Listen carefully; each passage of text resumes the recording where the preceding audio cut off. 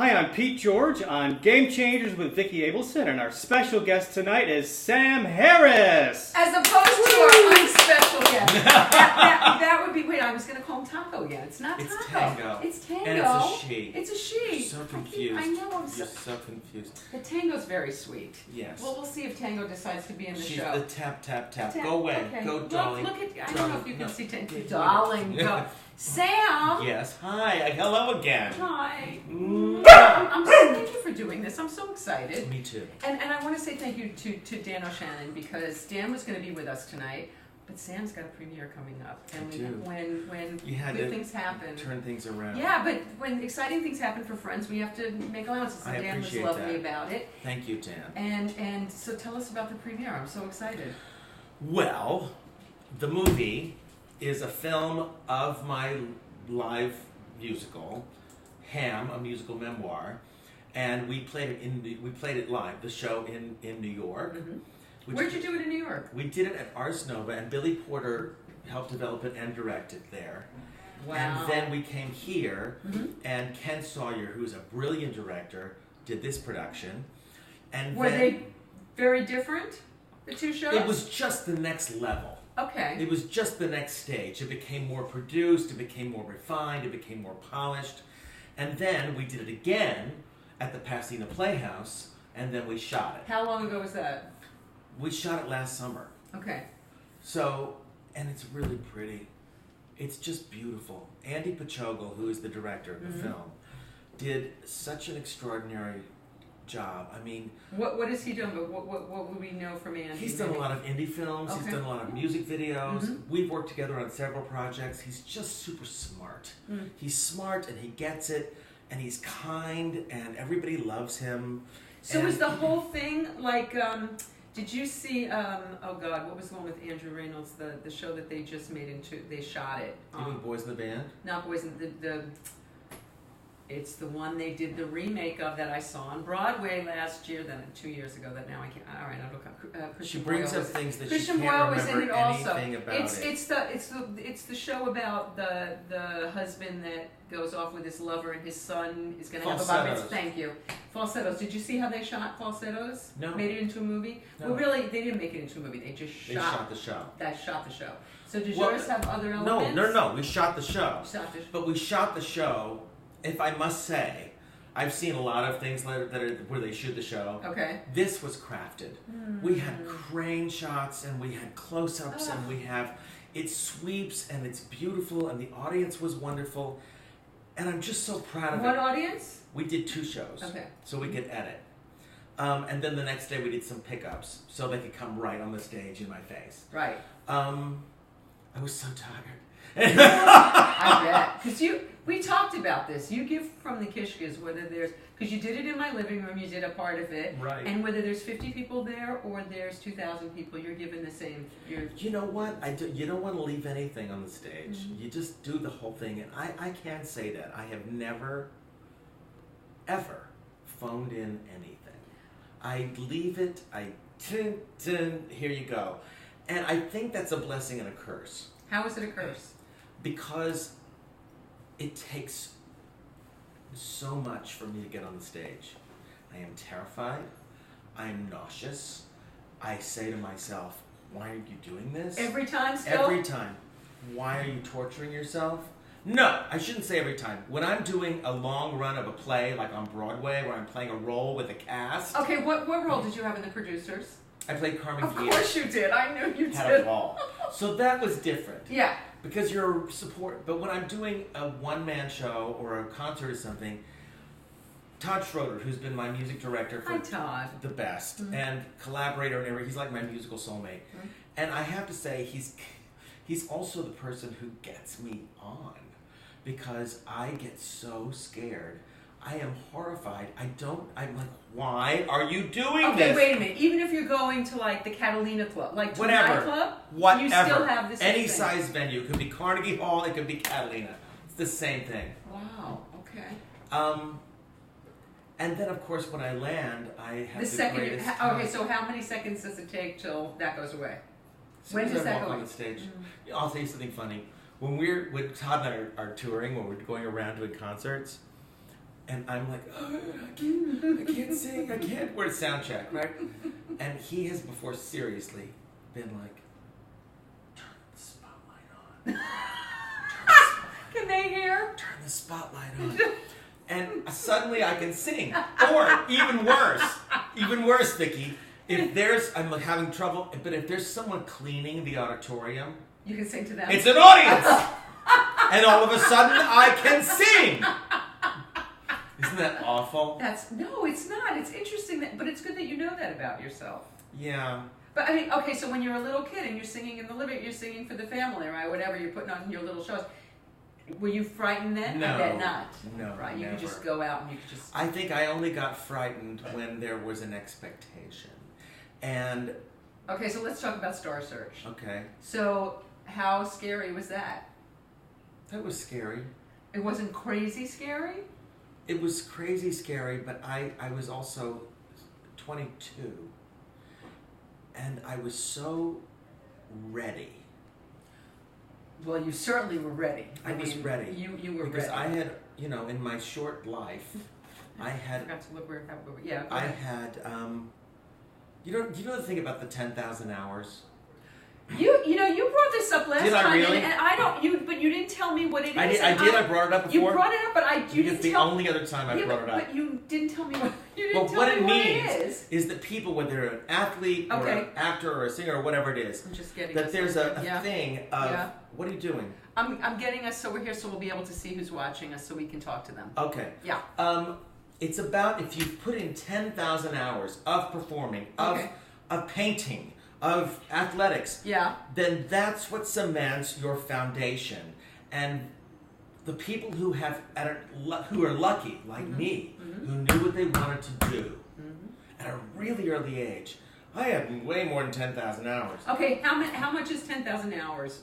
Seriously. It's more than 999,000. Is it like a year? Is it like 10 no, years? No, I don't know. No, it's years. It's years. It's years. I've got like 50,000 million hours. Of course you do. And that is why you are focused and know what you do and know what you do well. And I think that it is a real thing. So I had more than my 10,000 hours by the time I was 22. Okay, so how did you have your more than 10,000 hours? Because since I was this big, on the poster of the movie, there was the main picture, and then there's a little picture of me on it at 2 years old. In that 2-year-old picture, I'm wearing a fedora and a little suit. I've got my legs crossed, and I'm like this, and it's like, motherfucker, this kid is in show business. This kid is in show business. Wow. I knew, and that's where my blessing is, because I have an 11-year-old kid who is supposed to be an 11-year-old kid and interested in this and that and then change it and I quit that. No. He's discovering himself, and that is good, and that is normal. And I think both are good. Well, mine is good too because I found my passion. Yes. I found my gift. Yes. But I don't know. There's a lot of people I think who define themselves early, and then it troubles them later. Can you think of an example? Well, I'll tell you, in show business, there are people who decided that that's what they were because they were the star of their high school, and that's who they are. But they really don't have that thing. And so they have to redefine themselves, or they have to find those talents and put them into another vocation, which is also great. But anyway, So you're 2. Do you have perfect pitch when you're a little kid? Do you know? Do your parents know that this is going on? Yeah. So do they foster it? Do they encourage you? What do they do? They did foster it. They did foster it. However, I lived in a little town in Oklahoma. So a little rough. Yeah. Well, for many reasons. But one is that as much as they fostered, they were kids too.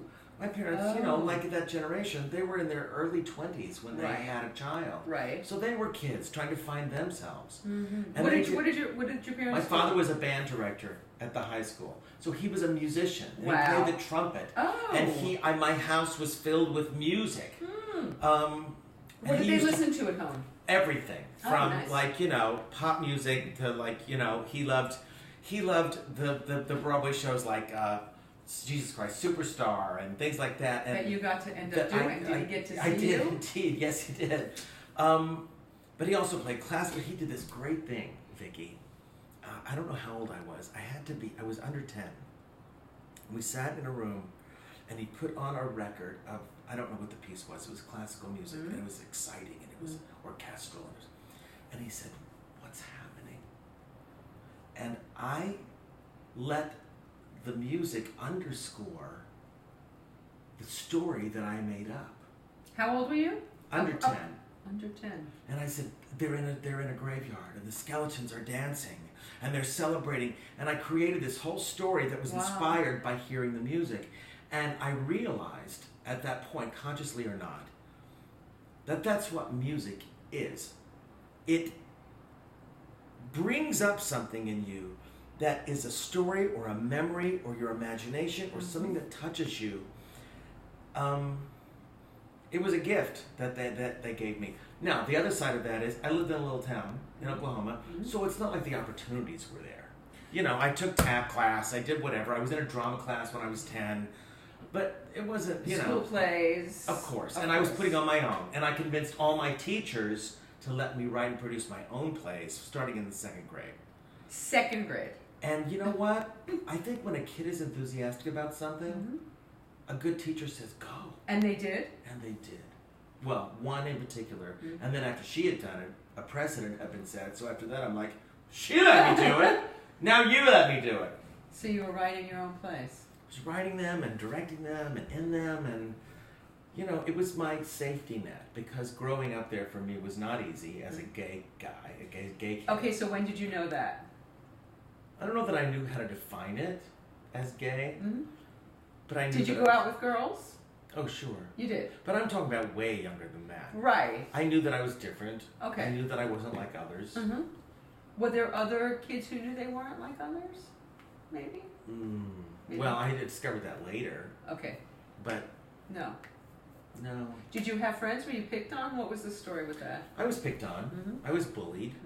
I did have friends, and I was popular because I was focused and large and... Fun. Fun. You were fun. I was fun. But that was also my survival tool. You know. And I had a great group of friends. But in those times, you know, like growing up in the 70s, nobody talked about anything like that. And here I am. You know what?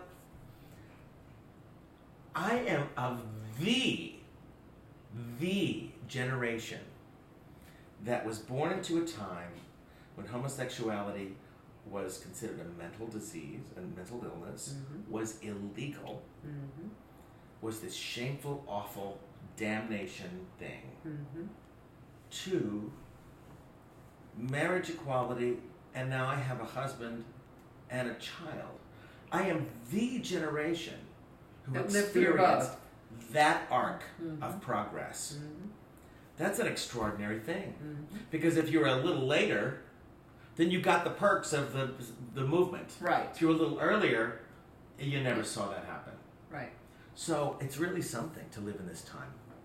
It is. Yeah. But it's a little scary what's going on right now, because all of that is getting rolled back. Yeah, and it's that's very kind of, scary. Yeah, very frightening. Yeah, I think about that every freaking day, all the time. I know we all do. But it's good that we've been sort of pushed into getting more active, more vocal, more... I think so. Yes, I think so. I think so. I mean, There was I've a lot been of on the complacency. marches, Yeah. but then I also watch every day, incrementally, these little things, and the voice that has been given to the people who never were for the rights that we have attained anyway, and now they've been given permission to have that voice. And so it makes you scared. It makes you, I mean, Jesus, Roe versus Wade is in jeopardy. I mean, give me a break. I've said this before, but my mother's been, it's not fair of me to do this, but she's an independent, registered independent, but she's voted Republican my whole life. And she said that was the thing that pushed her over, and she's not going to do it. The next election, she's going to vote Democratic. This is a miracle. This is a miracle. When I grew up in the Bible Belt, it was blue. Everybody was a Democrat. It was manual labor, it was unions, Right, it was all that right. stuff. The whole South was Democrat. It was? It was Democrat. Okay. And then the civil rights movement. So you're talking about a long time. Okay. I'm talking about prior to me. Yeah. But when I was growing up, it was blue. And the aftermath of that was, it's exactly as in now. Right. What about my life? What about my history? What about my Americanism? Who are these people? And even though it wasn't spoken, that's what turned them all. The Republicans reached out to them on some moral whatever, which was an agenda rather than reality. But you know what, honey? I think this whole thing that we're going through right now and Trump is a total referendum to having a black president. I really do. I think it just went too far for some people. And now we look at these candidates, like I love Kamala Harris so much, and then I think, is this casting? Is a black woman actually going to win this? Like, I live in a bubble. Yeah. I live in a place where my kid went to public school where gay means nothing, where color means nothing. They don't even understand the concept of that kind of discrimination. Yes. Isn't that amazing? It is. And yet, is that just the world that I live in? A lot of it. Yeah, we're in. My kids grew up first in New York, and then we came to LA. And New York and LA is a whole different thing than is going on in Oklahoma, probably. It's although it's come a long way. Has it? Well, I think I want to say it was 15 years ago, 20 years ago. Yeah. There was a kid at the high school who wanted to take a boy to the prom. Well, it was news. The Washington Post came in. Wait, how long ago? I want to say 15 years ago. Okay. It was a big deal. The Washington Post came in. There was news crews. It was this whole to-do. Right. The Westboro Baptist people, God hates fags, those people, they came and protested outside the high school. I went in to talk. Wow. And good, Sam. Well, you know what the coolest thing is? It wasn't even anything to do with me. My parents, my mother. So when the Westboro people came, God hates fags, little children holding these signs. That's what the kids saw when they went into school. When they came out of school, the Westboro people were gone. When they came out of school, my mother and all these other citizens had push brooms and were sweeping the place where the Westboro people were. There was not a word. Isn't that beautiful? It is. So, and the kid took the kid to the prom. So, there is progress. I like that. Yeah. So, was your mother always, were your parents supportive of you being gay? When did you come out to them? When I was 19, my father asked me. He had always sort of known or been afraid of it. And the first reaction was not good. Did you own it right away when you were asked? Yeah. Well, it was asked in a roundabout way. It was asked if... it was circuitous. It was... I had a director there, director working with who was gay. And he said, has he ever asked you about your sexuality? And I said, no. And he hadn't, because there was no need. And he said, well, if he asked you, what would you say? Oh, wow. I said, well, I would say that I was gay. And it was very hard for him. Looking back, I don't blame him, because he didn't have the tools to deal with it. And he was terrified because he didn't want his son's life to be difficult or hard or lonely. You have siblings? I have a younger brother who was always easy with everything. And then, so my dad has this thing, he was in Los Angeles. I said, I need to go home and tell my mom because you guys shouldn't have to deal with the secret. I go to my mother. I said, I have to talk to you about something. She said, you're moving to New York. I said, no. Although I eventually did. Yeah. I said, no, I'm gay. Whew. It was like if you say, I have cancer. Just kidding, I'm gay. I love it. And that's the way I kind of talk to my mother. I kind of tell her a really horrible story to get to the little one that's underneath. Oh, that she can deal with that. Exactly. But anyway, the movie, is very much about me growing up in Oklahoma and finding my voice and my passion and also my survival tools. Well, I want to talk about that because you had issues with. I want you to tell it. I don't want to tell it. Why ham? Why is it called Ham? The musical memoir. Why? Well, a ham. Yes. Is somebody who has to be on the stage, who has to perform, and I think for a lot of hams, that is the thing. There's a desperation involved. Where did that come from for you? Where does the love me, what is that about? Because it sounds like you had very loving parents. I had loving parents, but it was very confusing. I had loving, supportive parents, but I was criticized by my father out of his fear or whatever else. Squirrely, sissy, all these things. I remember him telling me... That's before you told him you were gay. Oh yeah, when I was a kid. And I remember him telling me, if you don't change by the time you're 13... He didn't say what that was, but I knew what it was, and he knew what it was. And I remember my 13th birthday, I woke up and I thought, oh my God. I'm still me. Oh my God, I'm still me. You know, and my father's turned out to be this really benevolent, great grandfather, great father-in-law to my husband. Nice.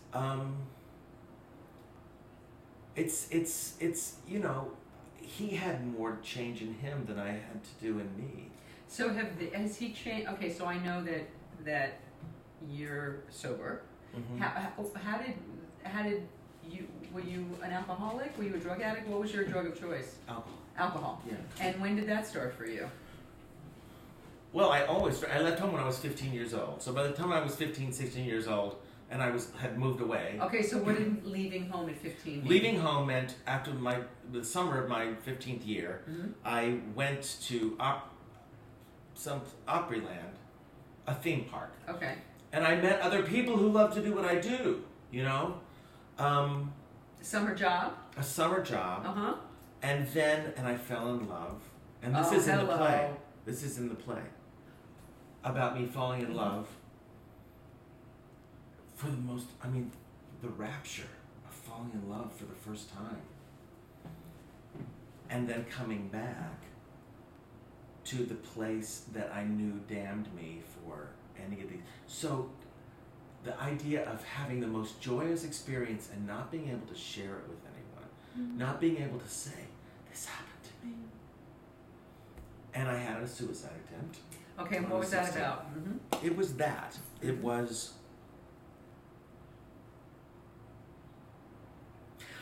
that I didn't believe that it would be ever possible for me to have a life in which I could love someone. And it was about the fear of all the things that young gay kids, and at that time particularly, fear about, ostracism, or honesty was never an option. And also what was not fathomable was that there would be a time in which you could love and marry and have children, have a family, all these normal things. Right.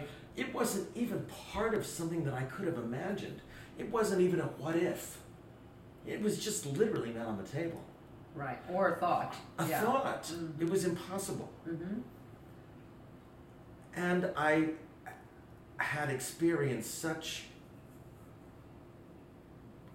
bliss and such pureness and such good in falling in love with this boy that I didn't think there was an option. Were you already drinking? Yes, but not out of hand. So, okay, so what happened when you came home?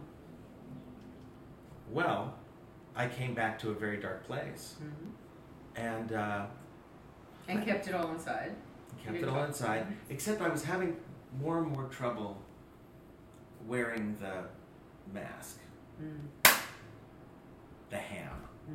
It wasn't working in the same way. And I became very depressed. And I can't even imagine you that way. Nobody saw it. I can't. Oh. So you still had the mask on? Oh yeah. Oh yeah. I was working it hard. Oh yeah. Okay. So my parents didn't see it. Nobody saw it. And my psychology teacher, this is all a part of the movie, a part of the play. But this is hearing it in a different way. The way Totally. the way you present it. No, I'm just saying this story is right. part of it. And I've read your book, so thing. I know. Right. Yeah. So this psychology teacher recognized, he's like, how was your summer? You know, if you ever need to talk about anything. Well, that was a terrifying thought because I literally thought, what if he called my parents? What if he called the police? What if he called the police? I was 16 at this point. Oh my God. So I attempted suicide. And what was that? What drove that? What was the thing that? I realized that I could not. That it was the happiest option. Wow. You know? Was it because you missed the boy? Did that play in? Yes, but it was much larger than that. Yeah. It was much more about the entire concept of knowing that I could never live with the joy that I had just experienced. Ever. Mm-hmm. And it seemed like a good friend, a good option. And so you failed, obviously. I failed. Did somebody find you, or did No, you just not do it? It was did you crazy. just not do it right? No, I did it really well. You I did? took 32nd all.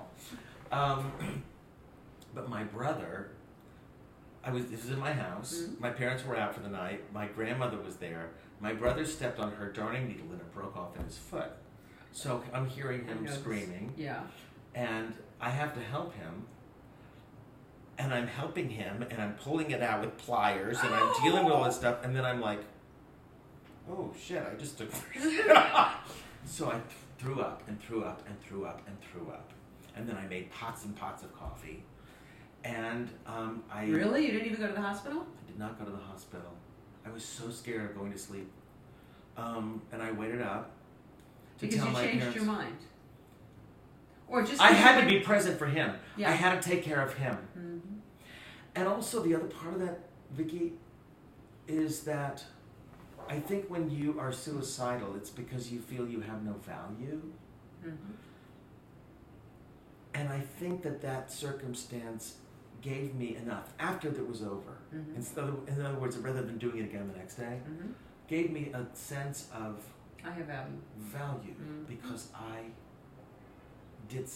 meant something. Mm-hmm.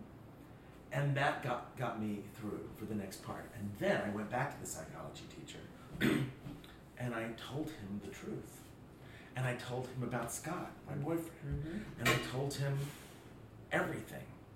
And he is the one who said to me, there is nothing wrong with you.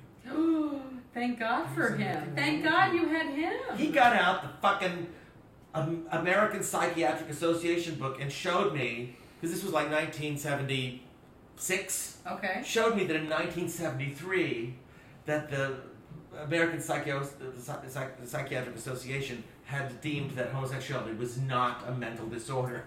Like he was showing me. So he was insane. right there and he kept saying there's nothing. And you know what he said to me? He said, not until 1973 was it thought? 1973. Okay, I interrupted you. I'm sorry. No. He said to me, look at who you are. He said, where do you think your talent comes from? And your humor, and your compassion, and all the things that are you. You can't pick this quality and throw that quality away. It's all one thing. Either you like yourself as a whole, mm-hmm. or you don't. Mm-hmm. But you can't say, I like this part and I don't like this part of your fundamental who you are. Right. And by the way, so then I left school. I went back to live with that same boy in Nashville, Tennessee. And you're like 16? I was 16. Your parents let you go? Yeah, they didn't really... Did you run away from home? How did you do No. it? They... And you quit school? Yeah, I finished it through correspondence courses.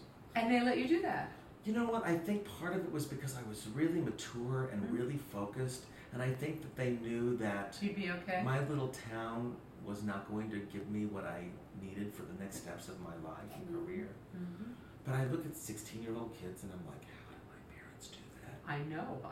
What we got Right. away with. I mean, I watched my kids like, oh! Right. My kids didn't. I always knew where my kids were every second. Yeah. My daughter's 21 and I still want to You know still where wanna she know where is. she Yeah, is. she's in New York. I still want to know where she is. Right, call I me. walk her home from the subway to her house. I talked to her on the phone. Meanwhile, she lives there. Of course, She does the subway. Of course course. All by herself. She does everything by herself, but I still, No. I think they knew, and they let me go. And I don't know if they were... I think that's really kind of great, actually. It is. I think they recognized it.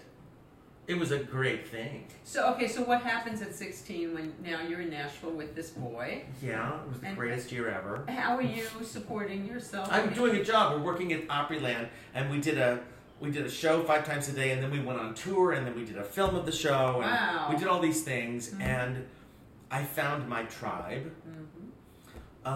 Where did you take singing lessons growing up? Did you do all of that? It's all God-given. Well, thank you.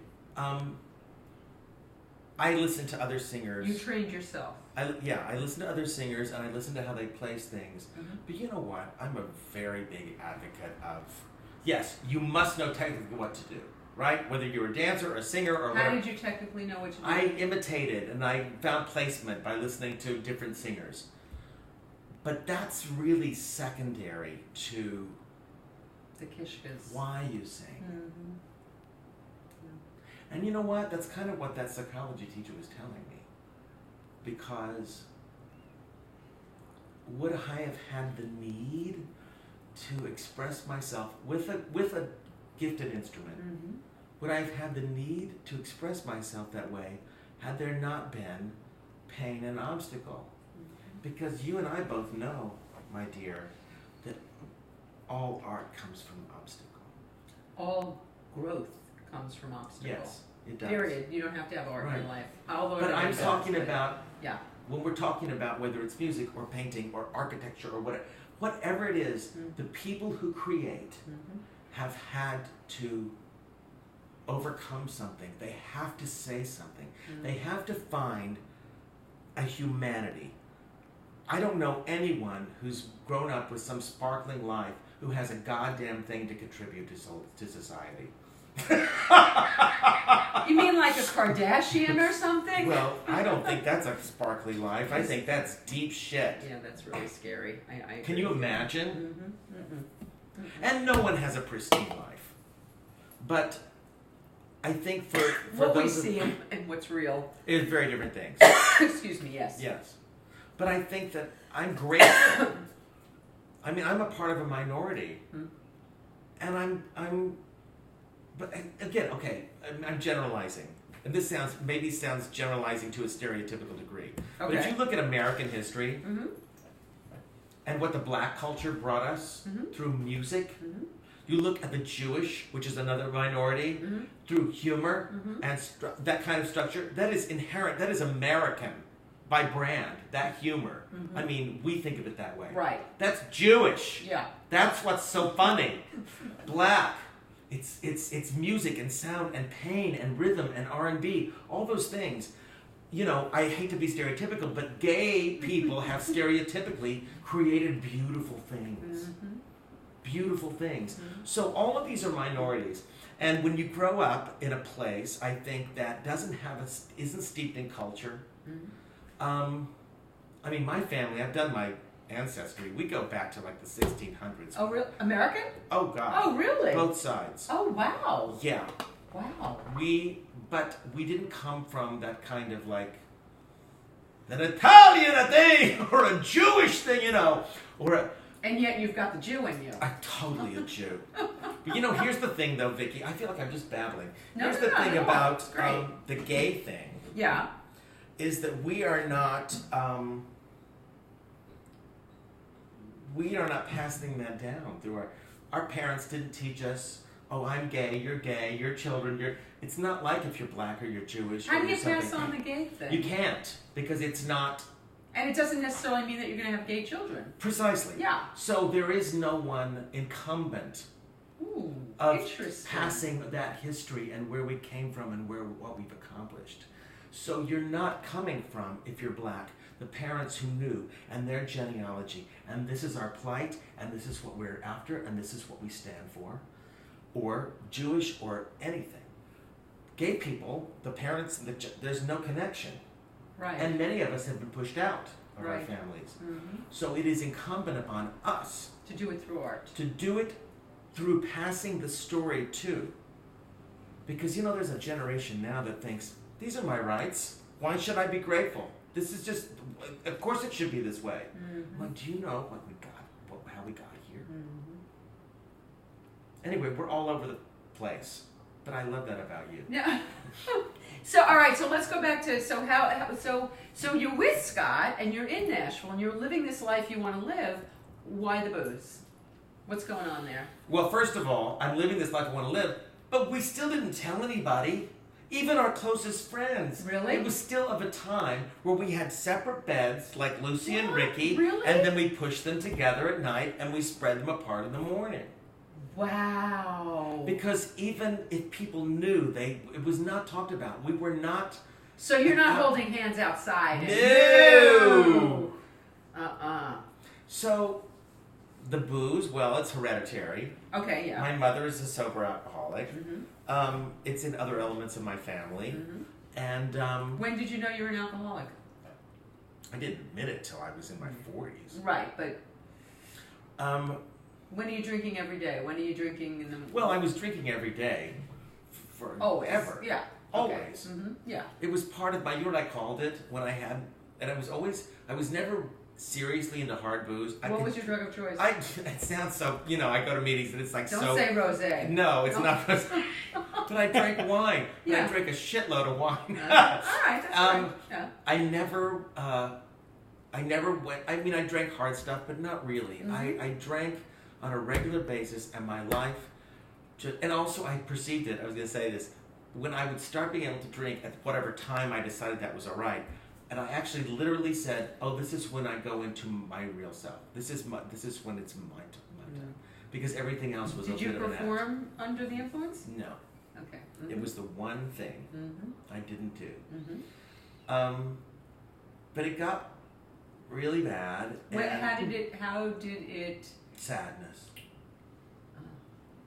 I didn't wreck any cars. I didn't... didn't go to jail? Didn't go to jail. I mean, there's always tomorrow. Always made a living? Always made a living. But my life became very small and very sad. How? I isolated myself because I would rather drink than be in a socially awkward situation. Were you a blackout drunk? I didn't realize I was, but then I learned later that I was. And also I would take sleeping pills and things on top of it, which is just a really bad combination. And Danny would attest to that, my husband, where he's pulling me off a balcony in a hotel room. Because so you were already with Danny when you were... Oh, yeah. Okay. Yeah. How many years do you have? We've been together, sober, 16. Danny and I have been together for 25. Oh, wow. Yeah. So how did you guys meet? We met doing Joseph and the Amazing Technicolor Dreamcoat, the Broadway National Tour, and I was Joseph and Danny was one of my brothers. And it was just a thing. It was just sort of an electricity, and I was in another relationship. Oh! I was in a long-term relationship with a great man, with a great guy. But there had been things lacking and things that hadn't been really evolving and growing. And, you know, the good news is it wasn't just like an affair on the road, which is so statistics, right? The people screw around on the road. I've been with him 25 years. Yeah, I think it says we have a child. It was meant to be. I think it's kind of meant to Exactly. be. Okay, so let's go back career-wise. So how does this so you're in Nashville, you're doing the gig theme park. Right. How does this now start to parlay to, how do you get to Star Search? How does this happen? Well, I came to Los Angeles and I went to UCLA for 2 years. I auditioned to get in the theater department even though I hadn't graduated. Okay, wait, I want to know this story because I know a shit ton of kids that didn't get into UCLA. How the hell did you get into UCLA? I'm really talented. Yes, you really are. So, okay. Yeah, I auditioned, I got into the theater department. I had no You had no grades? Not in the last 2 years. Oh, God. No. But you know what? I gotta say, part of it was just my chutzpah. Part of it was just like I know for me, when I'm sitting behind the table, when I'm auditioning, you can just tell who has that thing. Yeah. you recognize them, you know? And I always had that. I always had that need and that spark and that curiosity. So anyway, I did that, but even it gets worse. It gets worse. I only went for 2 years, and the second year... You did something at UCLA. I didn't really take classes the second year. Because? I took some theater classes, but I didn't take any general classes because I convinced the dean of fine arts with my collaborator, Bruce Newberg, to let us write, produce a huge musical. And so it was the first one ever at UCLA that was the music and theater departments. And so we wrote this thing. It was really good. You started a whole thing. That is, we started a thing. And so what was it? It was called Hurry, Hurry Hollywood. It was set in the 30s. Yeah. And I'm really proud of it. It was great. And, it's weird because this is one of those shows that never got to Broadway, but it's never gone. Every 10 years, there seems to be a resurgence of this show. It's a really good score, I have to say. I'm really proud of it. Is there a book? When you look back on your work and you're like, that was a piece of shit. This is really good. And there's a book? Oh, yeah. So there's a story. Oh, no. So it's not just a review. It's a full-on story. It's a full-on musical. So I was I went in. and they said yeah. And they financed it and they let us do it. And then, frankly, after that, I thought, well, I don't know what else I'm going to get out of this school because they just gave me the greatest education. They just gave me the greatest gift. And I was champing at the bit to do my thing. So then I just started playing clubs everywhere. And then I met a man named Jerry Blatt, who was my mentor, my director, like a father figure. Where'd you meet? How did you meet him, and what was that? I met him because actually my father was part of this. He was helping me find somebody who could sort of mold me. And is this before or after you left UCLA? This is after UCLA. I think I was 19. And Jerry saw me in this nasty little club in Santa Monica, and we started working together. Jerry is... What did that mean? What did being a mentor for you mean? He was a brilliant director and writer. He taught me... Jerry was very instrumental in creating Bette Midler. He wrote all those shows. He directed all those shows. Wow. He wrote those things that twist your heart, that go from funny to... He understood structure. He understood theater. He was a Broadway writer. He was many things. He was a genius. A genius. And... He's gone. He's gone. Okay. AIDS, 1989. And he was the most influential person in my entire life. He taught me about telling the truth on stage. Okay, what did that look? What did that look like? How did he break that down for you? Do you remember? Well, I'd always been a lyric guy. It was never tutorial. My work with Jerry. He would just challenge me to. How would he challenge you to be more real? He would say. Let me say it this way. If he saw me singing the song the same way 3 times, he'd be like, bored. What? Whatever informed you the first time is not holding up this time. Find something new. Wow. You know? Because I see that. People that have the instruments, that have the gift, that have the brilliance in it, but they sing it the same way every time. And it's... So you see them the first time, it's like, wow! And then you see them again, it's like, oh. And the third time, it's like, oh. Yeah. And it's not even the notes. Because some people can sing the same notes because they've sung something for 100 years. Right. It's the intention.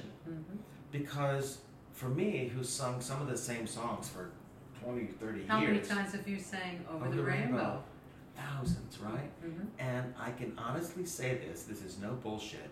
I find a new meaning for that song constantly. I love that. Sometimes, I think in the beginning, it was out of need. It was out of need. Why? Why can't I? And then at one point I remember it became, why not me? Why not me? Little birds, it's a fucking bird. Why not me? And then it's it's evolved into different places of why can't we? You know, I mean, it's many things, and that's what good material does, of course. But it's also when it's coming from that place in you. And it can happen. What happened that day, right? What happened that day? What happened that day? A bad phone call, a bad lunch, or whatever, and it affects and informs what you say. Because you're present in the moment, because you have to be. Because well, not everybody is, not every artist is, but you are, and that's the difference between great art and. You know, there's a song that I do, the Cyndi Lauper. There's a Time After Time, which I recorded and which I've done forever. My God, that song has changed its definition for me so many times. From what to what? Give us a couple of examples. Well, I did it a couple of weeks ago at a show in Palm Springs, and this may seem obvious, but it was so much about my son. Lying in my bed, I hear the clock tick and think of you. Clock and think of you, falling in circles. You say go slow. You know, Daddy, wait. Daddy, you're pushing me too hard. You know, the second hand unwinds, the time, it's going so fast, all these things. You will find me. If you fall, I will catch you. I'll be waiting. And all of a sudden, every line of this song was a visual memory and a visual thought for me. And it completely informed the song. And I know, Vicki, that it's because of something that, you know, he did that morning. What's your process? Like, I was talking to Eileen Graff. Do you know Eileen? Yes. And we were talking about Frank Sinatra. When she was a little girl, her father used to take her into the sound booth and she would watch. They would watch Frank sing. Wow. Right? She said, I don't know if she told me this, but she does this with her students. She teaches how to make the song your own. That's her thing. And so she said that or somebody told me, what Frank would do is that he would always read the lyric as a poem. Like, he would never read it with the same inflection that you're going to sing rhythm, it. Right. The phrases don't end, whatever. Which is why he's rhythmically the most brilliant singer that ever was. But that puts you in touch with the words. And do you do? Oh, definitely. You do. And in fact, I have told people when I've done a master class or something that it's not only just important that they read it, it's important that they write it in their own hand. Oh, I like that. Write it down. And you'll find that sometimes some songs, like you're talking about the end of a phrase, the sentence doesn't end there. There's a beat but that's not the end of the sentence. Right, not the end of the So why are you breathing there? And why aren't you saying this as one thought? It's not separate. There's so much to excavate in a good song. And so the other thing that Eileen does for her students is she has them associated to something in their life. Hello. So, is that a conscious thing for you at this point? Yes. Or it is? It is. So if you look at a new song... Well, I should say, it is and it isn't. First of all, if I'm attracted to a song, there's a reason. What's your favorite song? The last time you did the show, you had a favorite song. I don't remember what it was right now. Do you have a favorite song right now? Like, you just played for us a piece in the... I did... He Ain't Heavy, He's My Brother. Why is that so meaniful to you? Right now, because of the mishigas from what we're going through as a country. You are a Jewy boy. Because that there has been so much taken away from our obligation to help each other. And there is a strong Republican argument of me, mine, now. Why do you want to pay for somebody else's this? Because it's my obligation, because I am part of a fellow man. And so that song has been in my head, and so Todd and I did it. But what did you ask me just before that? You were talking about, my favorite song. Right. This is So Out of the Blue of Nothing. Okay. There's a Janis Ian song. That's a woman's song, Jessie. I love that song. Okay? I've been seeing it in concert. It's a woman's song. I have to think about that. But Jessie is doesn't matter. It is one of the most poetic, visual. Give us a little lyric. Jessie, come home.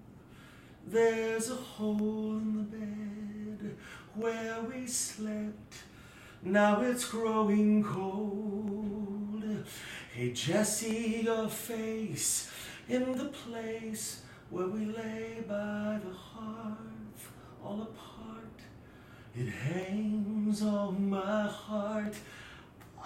It says, Jessie, the floors and the boards are recalling your steps, and I remember too. And so what is that? What is that? It just, and I don't even know what it is in my personal life, but it's like I have this whole vision of a movie and being this person with this waiting. It kills me every time. I cry every time I sing it. And I'm not saying, this is because my mother abandoned me at the mall. It's not that. It's just, Danny makes fun of me all the time because I just... Is he sentimental? No. Not at all. Sentimental about memories and friends, yes. In the moment, no. Okay. And neither is my son. Really? His emotional cards are very close to his chest. What sign is he? He is an Aries.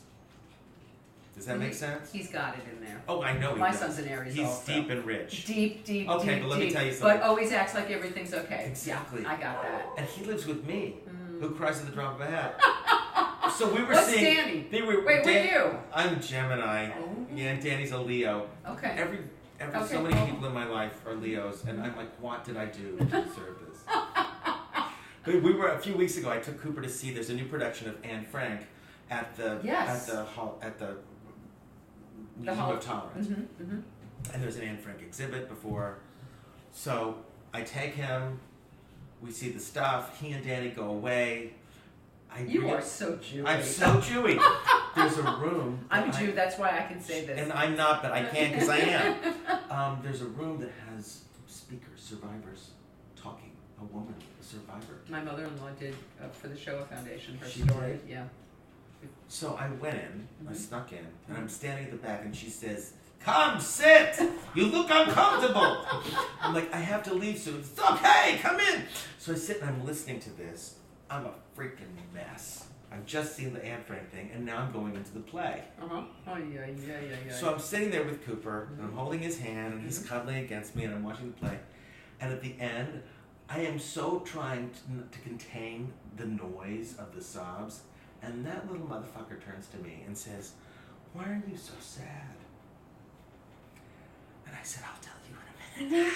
And then as soon as the thing went and the lights came up, I said, "Because it's the saddest story in the entire world! Why are you so hard?" He wasn't moved? He just protects himself. Yeah, that's what it is. But he's a sweetheart. He's a lovey-dovey. So Very kind. compassionate boy. He's the first person who will go to somebody in need and say, "Can I help you?" But he doesn't show it. Yeah. I get all of that. I have one of those, and I get that. And what sign is he? He's an Aries, my son. Oh, he's right. You said Yeah, that. he's an Aries. So, and my father was an Aries. But my father was a mushy. My father was like you. He was a mushy? singer, and he was Yeah. a mushy, and he. Yeah. You know what, though? You were talking about people not knowing things that come up.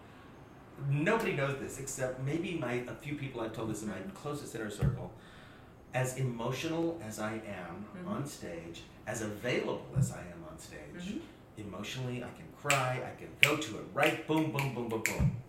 In my real life,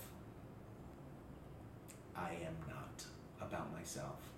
Is that? Do you think that was innate, or do you think that had to do with that you had to hide? I think that might be it. I think that might be it, that I was so used to whatever that shield was. And also I think it's part of it is being in this business. Well, it's Because also a Gemini. You have two sides. That's You just true. do. You're a twin to yourself. So Yeah. So you can do it here, but you don't do it here. Well, and maybe that's why I do it there. Because it allows me to be that and to be in touch. But I have trouble actually saying I'm really sad about it. And part of it is this business, because there is so much horrible, hateful, evil, everything, rejection, bad decorum, all those things. And so you learn, moving on. And I think as I've gotten older, and I've said this to Danny, I need to work on that because I don't ever want to be one of those people who shields myself to the degree that I feel like I might get hurt, so I don't feel the joy. Do you know what I'm saying? And I usually dive completely in because it's proportionate, right? You can only feel as bad as you felt good. You can only have lost as much as you've loved. And I guess I would rather be somebody who gets hurt very, very deeply than someone who have not had this part. But I do find that I shield myself. Even in your most intimate relationships? Can you break it down? Are you aware when you're doing it? I don't know. No. Okay, so we are sober people, and we have a program of recovery. When you're in those rooms, are you able to? Yes. Interesting. There's a rawness, right? It's safe there. It's safe, and there's humor. A lot. There's so much humor, and that's also been my saving grace because I can find the joke in anything. Yeah, that's a safe place.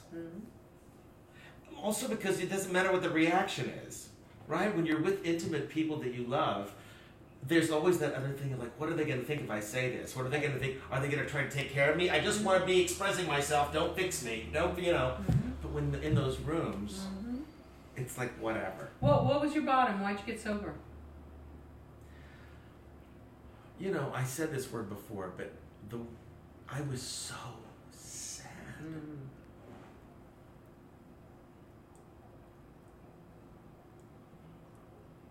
It was so small. And I didn't get sober. So you're already with Dan, you're already in love, you're already with your partner for life. Yeah. What happened? Like what? Okay, so here's what happened. Liza Minnelli, who was one of my best friends. Of course, this story has Liza Minnelli in it. She was in rehab. I had just moved here. Well, not just. I'd been here for a little while. 3 or 4 years. But, when she was in LA, she stayed with me when I was in New York. And she was going into rehab, and she said, will you So she was a drinking buddy? No. A singing buddy? A singing buddy, a best friend buddy, and all that stuff. We have had a falling out. We don't talk anymore. I don't know. I don't remember why, but I know that. It's a sad thing because she was one of the closest people to me in my life, and I've never said this publicly. She misunderstood something. Remember when I told you should tell your friends to watch? Yeah. You're going to find out things about you. She misunderstood something that actually was not remotely hurtful to her, but she was surrounded by some people who, I think out of jealousy and things, made her feel like she should be angry. Anyway, so Liza called me and she said, will you come for family week? And I was living here, it was on the East Coast. In the winter. You're still drinking? Still drinking. Drank on the plane all the way there, drank that the night before in the hotel. The room service, because we were in the bumfuck whatever, the room service stopped and I ended up going down the stairs, hiding in my boxer shorts and a tank top to break into the restaurant to get more alcohol. Oh, stop. Because I knew that I couldn't have any at rehab. So I got caught and it was small, whatever. So the next day I go in and, I'm living on the facility and whatever, and I see her every day and we do our exercises and write our letters to each other and family, and that's what this is about. So meanwhile, I'm like without alcohol and I'm schwitzing and I'm like scratching and I'm going through this whole thing. And oh my God, you didn't even sneak anything in? No. Well, and they check your shit. Oh, yeah. Even us, we put our bags on the thing and they go through our things to make sure we're not, bringing contraband to the people. So it was this whole thing of exercises, which of course was igniting my own issues. So we finished the week, we drive back to New York City, I'm staying with her, and there was like a meeting at her house, and there's a meeting at her house, and then there was a guy who was like in charge. He was not a sponsor, but he was just in charge of her whatever program back in New York. Oh, it's like a sober buddy kind of thing? Yeah. So I was really a mess during this house meeting about how things were going to be and all these changes. And he said, do you want to go to coffee? I'm like, sure. So we walked down on 69th Street, and there's this little coffee house, and we sit down, and I say to him, he knew this from looking at me. Which is why he invited you to coffee. And I started telling this complete stranger everything. Wow. And he just listened, and I went back to the apartment, and I went to her room, and I just lost it. And she said, "What's up? What's going on?" And I went over and I said, "I'm an alcoholic." And she held me in her arms. She said, "I know, baby. Aww. I know." And I went to my first meeting that night. Really? Yeah. I got my book, my big book. So no big bottom there, just. Well, it had been leading to God knows what. But you hadn't drank for like all those days? For a week. That was rough. So did you drink that? Were you drinking that day? No. So you still we hadn't drove had a in. drink? We drove in, and it was that day. Oh, so and I went to coffee within 2 hours, and then this happened, and we went to a meeting that night. Wow, so you were already sober a week. Yeah. Wow. Although I was so whacked. Yeah. I was so whacked. And no falling back after that? No. My mom came out here. I was a mess. Because it's not just the drinking, the actual physical part of the drinking. It's what it represents. It's the psychological part of it. It's your friend. It's a primary relationship. So that was a lot. My mom was great, though, because she had been sober for years. Oh, yeah. Was she in program? Did she go to program? Yeah. Uh-huh. She still goes to her meetings every week. Oh, that's great. No, she's great. And she would I would lay my head on her lap and cry. And so how long did it take for you to start feeling like, for life to start getting big? I think it happened fairly soon. Did you work the steps? Yeah, yeah. And a sponsor? And a great sponsor. Great first sponsor. Really, really diligent and understanding. I remember when we were reading from the big book, and I couldn't read. I couldn't focus enough to read. I remember that. Yeah. And he would just take it and then read for me. And then he was gentle and yet challenging. You know what? I just followed direction. If he had told me to, whatever, hop on one leg, shave my head, and sing Dixie, I would have done it. I had to be available. And I found great friends and great support and comfort. And then, of course, it becomes another addiction. What you do for someone else, that you become. My sponsor said to me, not drinking is the byproduct of this program. You're in the chain for me. And he said, someone right now is in the world waiting for your paths to cross, and we just carry on the chain. Talk about having a sense of value. Right? And there was this great old timer. His name was Dwayne Wood. God, I wonder if he's alive. He was amazing. He had like 700 years of sobriety. I mean, he had been like in World War II. He was this wonderful. And I remember him saying, there is no obstacle we can't give our way out of. Wow. There's no obstacle we can't give our way out of. Whatever it is that is in front of us, we can give our way out. If we're afraid of money, then we give money. If we're afraid of telling whatever it is, you give your way out of the obstacle. Now, so let's have an example of that. Okay. I like that a lot, and I've never heard that before. Good, huh? I really like that. So if you're afraid of money, you give money. Whatever it is. So if you're afraid of... Whatever it is. What if you're afraid of your health? What if you're a hypochondriac? How do you Then you help someone who is afraid of their health. Then you handhold someone who needs it more than you do.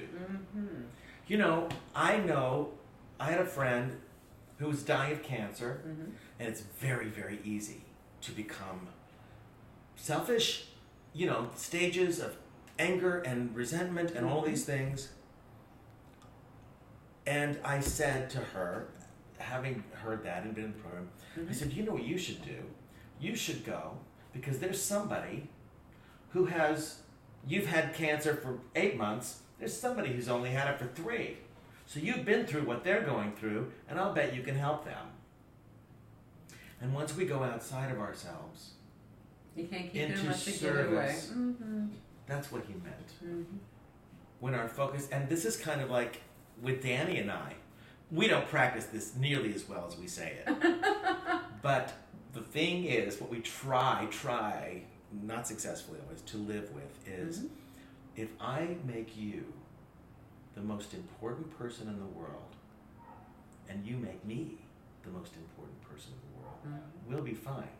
It's when I'm thinking what I need, and you're not giving me this, and you didn't understand this about me, and you didn't hear me. But when our focus is on the other person, as long as it's reciprocal, because if it's not, then you're a doormat. But also, it's not good to make the other person our higher power. That can be dangerous also. Yes, no, you're right. Yeah. I don't mean that. I'm saying that if my life is invested in listening, rather than being heard, understanding, rather than to be understood, sound familiar. And so, if that's my MO, and he's doing the same thing, then we're sort of like, we're outside of what our self. Now, if only one person is doing that, then you have a doormat situation. So it's not that. It's the idea of, well, I said to him, when we were first together, I said, I need to tell you something about me. I will always give you the biggest piece of cake until you expect it. Ooh. And then I will make sure you don't get it. Wow. Right? Wow. But I love what you're saying, and I actually lived this a little bit yesterday with my partner, who disappointed me twice yesterday, and my normal go-to, just by sleeping, he just slept through a couple things, and normally I would take that very personally, and I would maybe get a little punishing, quietly punishing, just maybe not answer the text in a timely manner. Just to show him. Yes, just maybe be a little chilly. Yeah. And instead, yesterday I made the decision to have fun and to just laugh through it. We laughed so hard we cried. And he thanked me. You confronted him with this. You know, I didn't confront. I laughed through it. I made fun of it. You said you're a schmuck. You slept through the thing. And I was laughing. Right. And I was acting as if. But what happened was I ended up feeling the feel. Right. I thought myself. You know. It worked. I acted myself into right thinking. If. Right. So I was laughing, and I started to feel fun. And then we had fun. And then he thanked me sincerely today for being able to have fun through it rather than my usual, which was to be punishing. No, but here's the conundrum. If a person, and I don't know your relationship, if this person has a habit of doing that, and we do that, then does that condone that behavior, which is not acceptable? Absolutely not. And no, this is a person with a lot of sobriety and a lot of recovery. And so this was just a one-off? Who chooses, no, sometimes this happens. And it's something that recurs, but it's not an everyday thing. And he's striving to be better. Okay. I'm striving to be better. So my go-to is to be punishing, and I'm holding it down and self-righteous. It's the easy choice, isn't it? But the harder choice was just to be in acceptance. To not react. Because acceptance is the answer to all of my problems today. You know what, my friend Diane, who's like my bestie too, she always says, if you knew one more piece of information, it's like when it's road rage. You get and you're like, whatever. She's like, you don't know. What if their wife has, yes.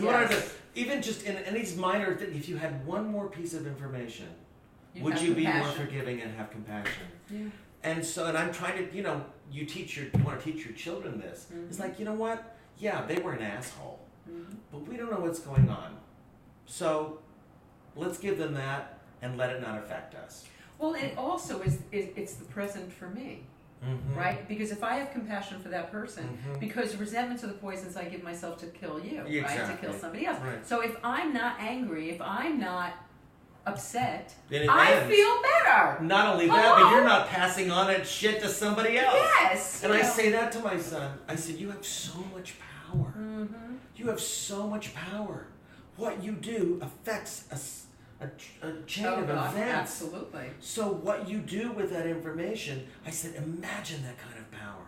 You can either pass on something positive and loving, or you can pass on resentment and anger.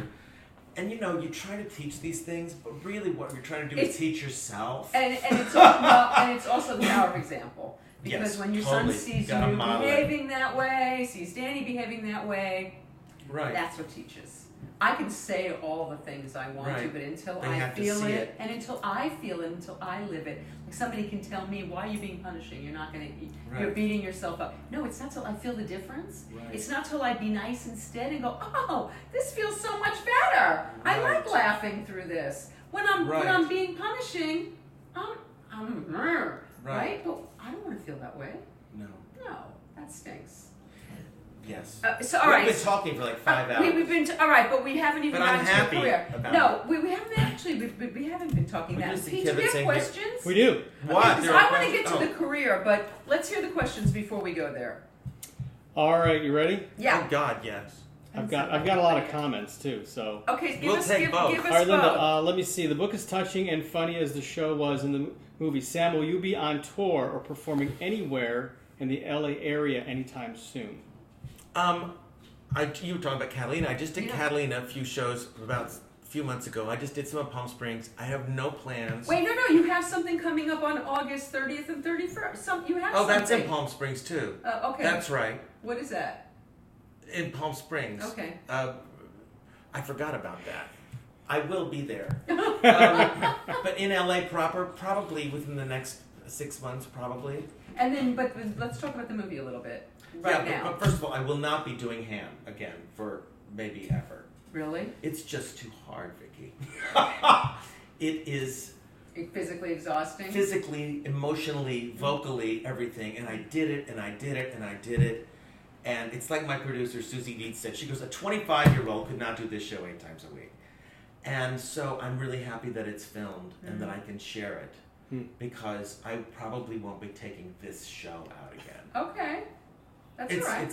You're writing another book. Are you still writing the other book? It's fiction. I remember you telling me about it. It's done. It's done. So now we're in that process. Okay. Can you tell us the name?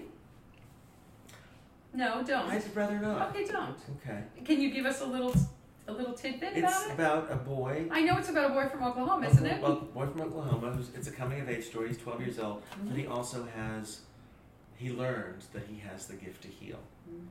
And what that means in that time, in that culture, in that Bible Belt, how he's exploited, and he's also a 12-year-old boy. It's kind of, it's a freaking movie is what it is. But yeah, I'm really proud of it. It's a.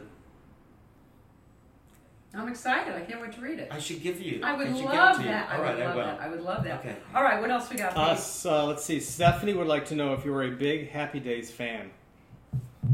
What a peculiar Stephanie. Oh, you know why? Because Stephanie loves. Hi, Stephanie. She loves Anson and Donnie Moe. She loves Anson Williams. And Donnie What's Moe. not to love? What's not to love? And Of Anson, course, I was a love Happy Anson. Days fan. Okay. My brother, I think, had like the lunch pail and stuff. And of course, Gary Marshall. Oh God, Gary did the living room. So did Anson Oh, and yeah. Donnie, actually. Wow. Yeah, love them all. Brilliant. Yeah. Here's another one. Did you work with Gary? Did you ever work with Never. Gary? Never. Maybe you can tell the Elizabeth Taylor Liza wedding story. Oh, I can't. It's too long. Can you is there a short version? I can't. All right. Cliff It's Notes. just, it was a circus. It was a circus, and it is in the book, Yes. Ham Slices of a Life. So it's Worth best to read reading. it. Yeah. Anything else? Yeah, there's someone. I thought it was Michael Bublé, but it's not. I saw that name too, and I was like, Michael Bublé is watching. What do you want? He has a name like Michael. that. He has a name like that, though. You know, there's just a lot of really nice, nice comments for Well, you. that's nice. So we can read some of them, but I want to say hi, Linda Apsey. Hi, Deborah Goldfield. Hi, Peg.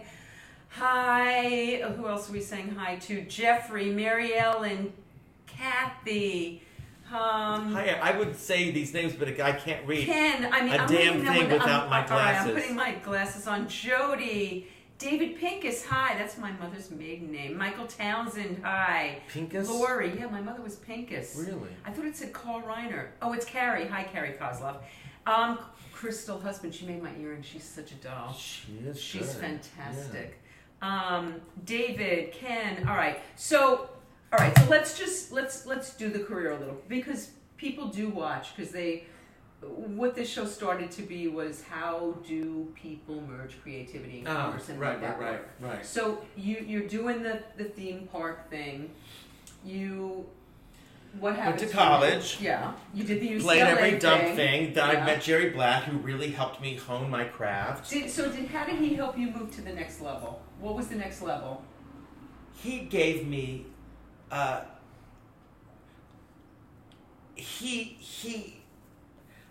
think I'd always told the truth when I sang, but he made me free with the truth. In that, if whatever you do on stage, if it's authentic, it works. I love that. Whatever it is. If I want to light my hair on fire and it's in the moment, it's going to be a big hit. Except you won't be able to repeat it. You can only do it once.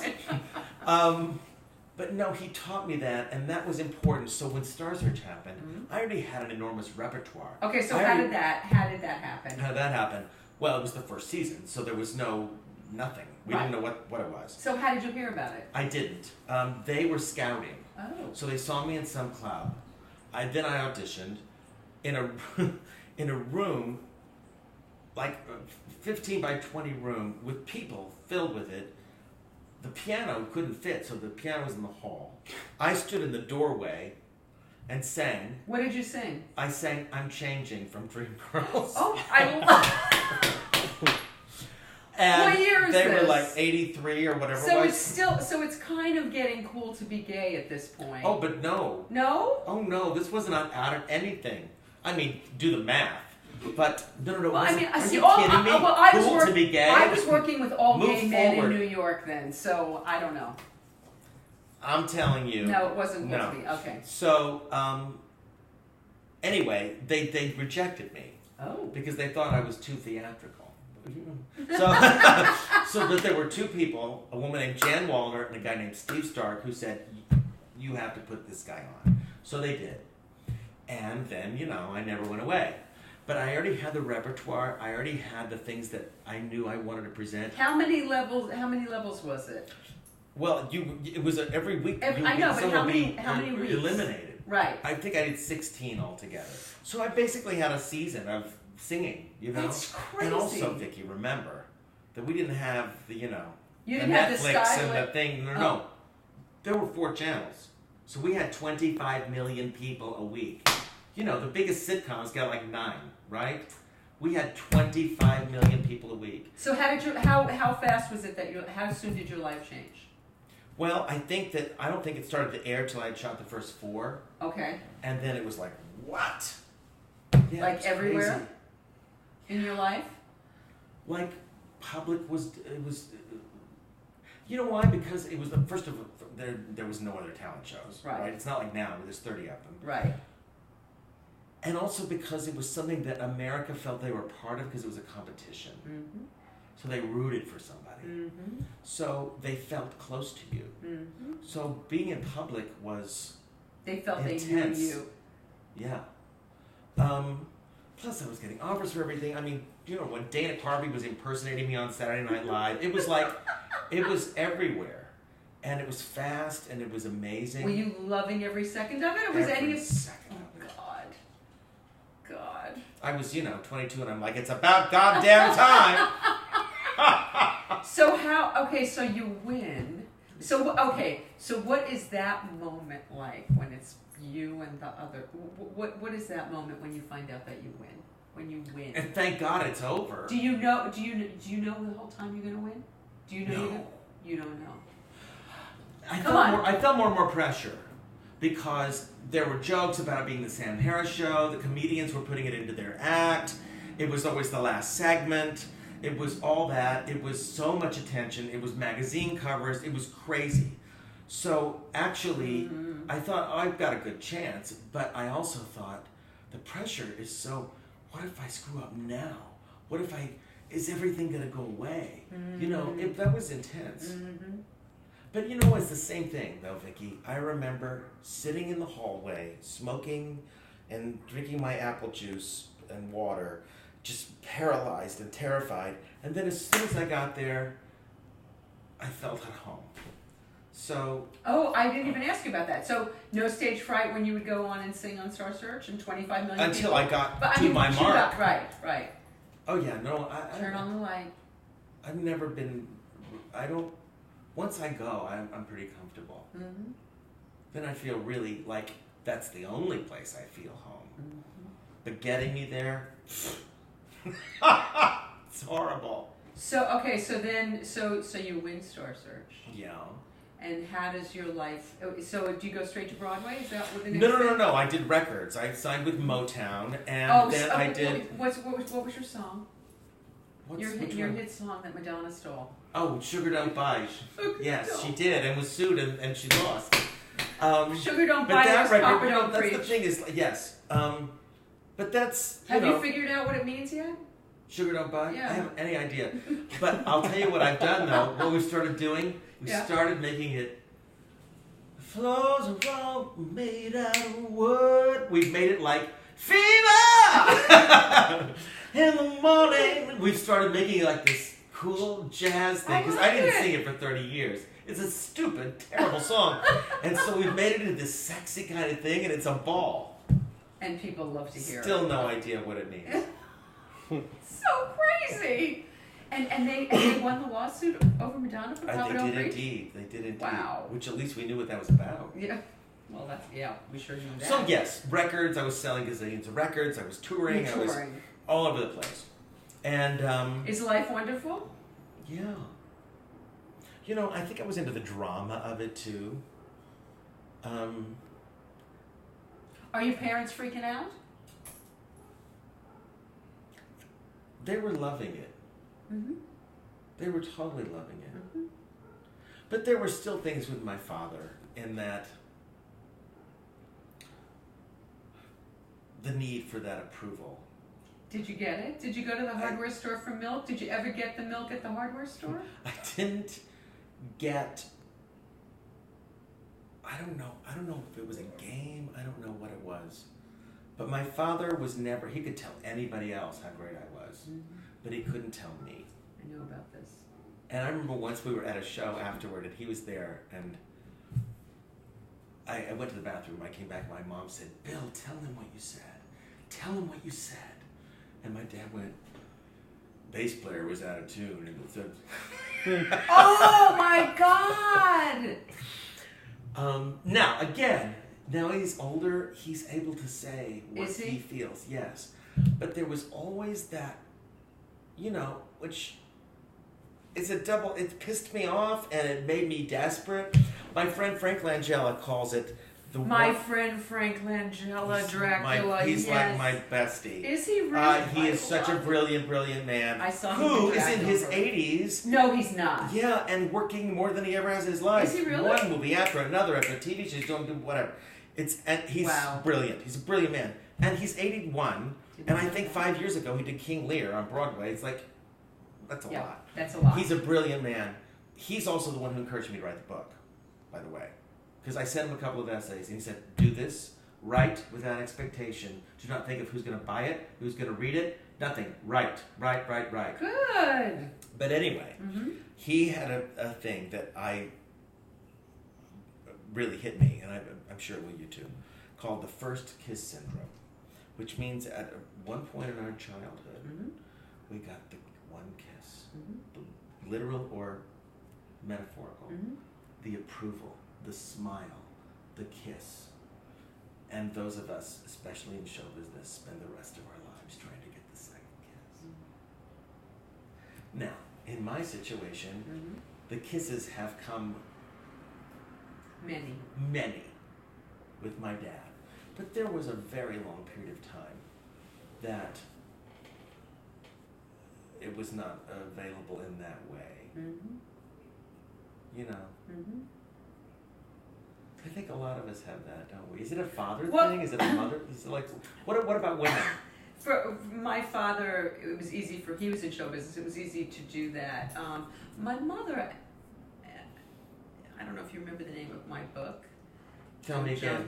Oh yeah. So, but I love my mother. I love your book. And thank you. Which I told you. I love your book. Yes, you did. My mother we've been growing up together. We're emotionally growing up together. And I used to say my mother and I were like two trees when we tried to hug. It was we were physically awkward with each other, but love is much easier to pass between us. We say I love you on the phone, and she says, let's say I love you like the kids do. You know, and we do. We say I love you. My father will call me, and he'll leave these messages. I just called to tell you that I love you. Isn't that lovely? Yeah. It's nice. It's nice. Come a long way. That's huge. That's huge. So okay, so you do the nightclubs. How does Broadway happen? How do you get your first Broadway show? Was it Life? Is that your first show? No. My first Broadway show was Grease. Okay. Which I was called in to do, but I still auditioned. And I knew Rosie O'Donnell already, and she was asked to do it. Do you know I replaced Rosie O'Donnell in the Laughter Company in an improv? In what? In an improv group in the 80s. Did you really? I did. Because we're so alike. You and Rosie? Like this. So wait, you get a call from Rosie O'Donnell? No. I get a call from the producers asking me to come in. Yeah. Rosie calls me, I call her, I'll do it if you do it, whatever. I did audition, but we both did it together? Yeah, we did it together. Oh. So we did it out of town for like 4 or 6 months, and then we went to New York and we did. That was my first Broadway show. My second one was... then I went on tour with Joseph for 15 months with the Broadway National Tour of that. Then I came back and did the Life within a few months after that. And you get nominated for a Tony Award. I do. What the hell is that like? Well, it's my people, you know? It's my community. I'll tell you, there is something very, very special about that Broadway community. Once you're in it, you're in it. And it's not fickle in the way that this can be. There's a regard, you know? So it was a great show and great cast. And then I finished that, and then I did a concert stuff for a while, and then we moved here, and then I went right back to do the producers for 6 or 8 months, which was a joy. I think the greatest show. The funniest show ever of all time. I saw it twice. I saw the final the final preview, and then I saw it again, and I've never laughed harder in my entire life. I have never laughed harder. It's so funny. And Gary Beach, who played Roger Dupree, who won the Tony, genius, and he died. He died. I just saw his husband in Palm Springs last weekend, Jeff Barnett. And Gary... Unbelievable. Truly a genius. Yeah. A genius. But he, you know, and he does long runs. I'm like out after 6 months, or 8 months. I'm like, Who was Leo? Steve Weber, who I also have done hair with. Oh my God. And, Brad Oster. Joanne, I saw you in it. You did? I saw that cast, but Steven Weber was sick that night. And I was in the front row. Oh my God, I saw you as Carmen Gea. Clearly it was memorable. No, I could not love it. I don't know why. I laughed so hard. Why? But here's what Gary would do. And this is why he could do long runs, right? I'm like, how? 8 shows a week. For years he would do them. And we'd be in the wings, and right before we'd go on, and he would just say, well, my opening night, which I'd never replaced anybody before, and I was terrified. Because, you know, the cast, they've been doing this huge hit show. I had a week to go in, rehearse, costume. Wait, what do you mean you never replaced anybody? What about in Greece? No, I did the original company of the revival. Okay. Yeah. Okay. So, yeah. So I was a mess. And also Roger Bart was so great. I saw Roger Bart the first time. I don't even know. I don't think I would have remembered you. I don't think you were there the night that I saw it, because I would have absolutely. But Gary would do this the first night, because the first entrance of Carmen Gea is with the showing the set of the house and the phone call. Do you come down the stairs? No, I'm on the phone. Oh, okay. And he just turned to me and he said, "Scare them." Scare them. What a great. Which means just go there, go, right? And then the next night he'd be like, before we go in together, let's just say we've had a few drinks. So we would play it slightly different. No one knew, but it informed us. Or he'd say, let's just say we've had a little tiff. So there was an edge to something. Isn't He would fabulous? read. It's kind of like what we were talking about interpreting a song. He would inform the scene seconds before we would go on, so it gave it some sort of gravity. That's and so some fantastic. secret. Always have a secret. That's something Jerry taught me too. I love that. Always have a secret. I love that. Right back there. He must have been so. It must have been so fun to work with him, to do that with him. Oh, Gary. Gary. Yeah, Gary was brilliant. Brilliant. Oh. I was in awe of him. Wow. Okay, so then what happened? You're doing Broadway. You're doing Broadway. Came here, went back, Mm-hmm. and then I don't know, Vicki. I mean, I'm writing, I wrote the book, I'm touring the concert, I have a child. Hello! Life's busy. Life's busy. I am a primary caretaker. Mm-hmm. My husband is the best dad ever, but he travels a lot. Mm-hmm. And so that is an important job for me. There's another thing I'm working on that's a TV project that I'm really proud of and is really fucking funny. And now we have our film out. Which we haven't even plugged. Outfest. I've been trying to get you to do it 3 times. Did I not, Pete? Tell us. It's premiering 2 weeks from yesterday, so the 23rd of July, at Outfest Film Festival, which is the major LGBTQ film festival in the world. It's a really big deal. I'm very excited. And it's going to be at the Chinese Theater 6 in Hollywood. And you can go to, I think it's festival.outfest. I'm putting it in the liner She's putting notes. it in the thing. Yeah. So you come. There's nothing. Yes, you're gonna be able to see it. You're gonna be able to stream it. It's gonna be on whatever. Yeah. Netflix So or how something. long is it? But to see it on a big screen, come see it on a big screen. I want to, Pete. We have to go. When is it going to be? How much longer do the people out that aren't in LA get till they get to see it? The late fall. Okay. I think is when we're looking at. Okay. But I'm so proud of it. That's very exciting. And also, it's so personal because it's like it's your story. It's my life. How different is the story in Ham to the book? The second book? Oh, the second book.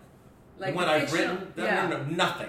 Nothing. Nothing. The Healing Boy is completely different. Totally different. Okay, but it's still two sides of you, in a way. Well, the Healing Boy has some autobiographical elements. Because we write what we know. We write what we know.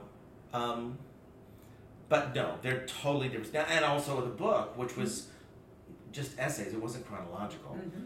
The show is chronological. Right. The show you go through. Well, there's one flashback, but other than that, it's chronological. It's linear.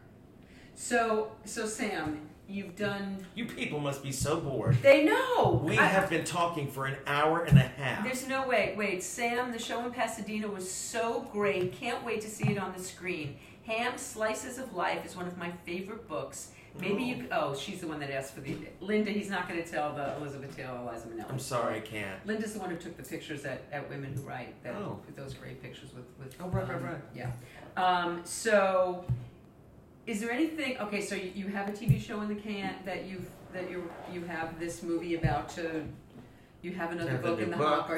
Is that not enough? Is there anything that? Pete, what is enough? Well, is there anything that you haven't done that isn't in the hopper that one day I would love, is there something like? I'd love to do another TV series. Okay, so. Because I like, as much as I love all these projects you mentioned are me. Sam book, Sam Ham show, Sam TV show, Sam, all these things are me. Sam TV show. The one I'm working on That's not a series. That's not a. It's a series, but I'm in it. I wrote it. Right. So I would love for that to happen. Right. And I think it's going to. But there is also a great joy in just being a part of a company with great writers and great things, and you show up to work and you memorize your lines. And if it's a comedy, you come up with your bits and you figure it out and you're supported. There's a real joy to that that doesn't have the pressure of you creating and developing all the time. Because people may argue, but I don't want to